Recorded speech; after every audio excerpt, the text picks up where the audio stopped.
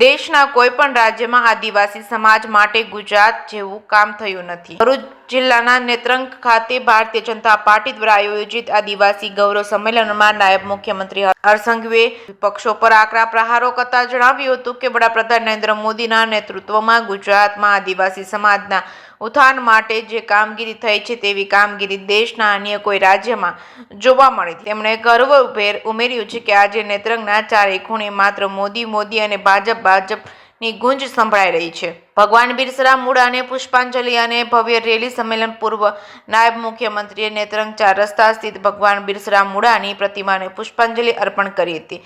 ત્યારબાદ પરંપરાગત આદિવાસી શૈલીમાં ઢોલ નગારાના તાલે હર્ષ સંઘવીનું ભવ્ય રેલી સ્વરૂપે સ્વાગત કરવામાં આવ્યું હતું અને સભા સ્થળ સુધી પહોંચી હતી. આપના કાર્યાલયને તાળા લગાવ્યા હતા અને આ સંમેલન દરમિયાન એક મહત્વની રાજકીય ઘટનામાં આમ આદમી પાર્ટી અને કોંગ્રેસ અને બીટીપી ના 200થી વધુ સક્રિય કાર્યકર્તાઓ અને આગેવાનોએ ભાજપનો ખેસ ધારણ કર્યો હતો અને હર્ષ સંઘવીએ જણાવ્યું હતું કે વિપક્ષના કાર્યકરો હવે ભાજપની વિકાસની રાજનીતિમાં વિશ્વાસ મૂકી રહ્યા છે. તે નેત્રંગમાં આપના કાર્યકરો સ્વયંભૂ કાર્યાલયને તાળું મારીને ભાજપમાં જોડાયા છે.